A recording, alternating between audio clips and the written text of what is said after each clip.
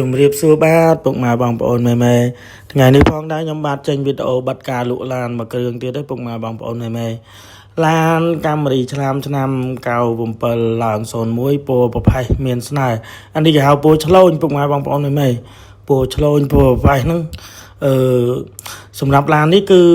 លក់ចេញពុកម៉ែបងប្អូនមេអរគុណបងប្រុសនៅខាងកពតយើងបងប្រុសគាត់ស្រឡាញ់ចូលចិត្តតាមដានយូរហើយឥឡូវគាត់មកមើលជីចន់សាក់ទៅគាត់ពេញចិត្តទៅសេឯកសាររាប់លុយយកបងប្រុសគាត់ថាអេមែនតែនឡានឃើញផុសតាម TikTok តាម Page តាម YouTube តតែពេលមកមើលជីចន់សាក់អេមែនតែន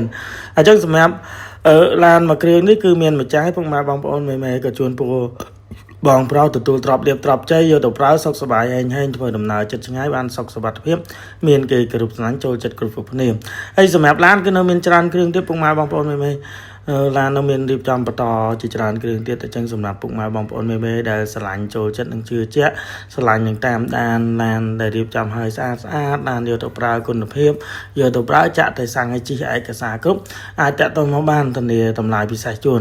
ឡានសុទ្ធតែរៀបឲ្យស្អាតយកទៅប្រើអេមឡានសុទ្ធតែឯកសារគ្រប់ឡានស្អាតអញ្ចឹងសម្រាប់ពុកម៉ែបងប្អូនមេនៅឆ្ងាយក៏ដូចគ្នាដែរបើសិនជាអត់មានពេលវេលាមកឬក៏អត់មានអ្នកជួនមកអាចមកម្នាក់ឯង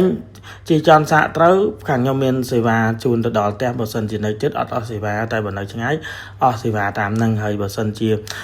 มันមានពេលវេលាមកសោះរវល់ក៏អាចនិយាយតម្លៃគ្នាត្រូវកក់លុយពួកខ្ញុំបើកយកជូនដល់ផ្ទះបើសិនជាយកទៅជិះចន់មិនកើតមិនបាច់យកឡានទេបាញ់លុយកក់ជូនវិញព្រោះឡានសុទ្ធតែឡានរៀបចំហើយឡានស្អាតធានាម៉ាស៊ីនប្រអប់លេខជូនមួយខែដូចគ្នាសុទ្ធតែម៉ាស៊ីនអត់ហុយអត់ហើយប្រអប់លេខអត់ពុកអត់កត្រាក់សុទ្ធតែប្រភេទឡានជិះចន់បានជិះចន់ស្មូតឡានយកទៅប្រើគុណភាពតាក់ទងជាមួយនឹងឡានគឺពួកខ្ញុំរៀបចំឲ្យស្អាតថ្ងៃនេះរៀងវេលតិចបងប្អូនមើលថ្ងៃនេះចេញ4គ្រឿងលក់បន្តរហូតអញ្ចឹងក៏អរគុណបងប្រុសមែនទែនសម្រាប់ការស្រឡាញ់ជឿជាក់ហើយឡានដូចពុកម៉ែបងប្អូនឃើញកន្លងមកគឺសុទ្ធតែរៀបចំឲ្យស្អាតអស់ហើយអត់មានខ្វល់ខ្វាយទៀតទេអញ្ចឹងវីដេអូមានប៉ុណ្្នឹងទេជម្រាបលាបាយ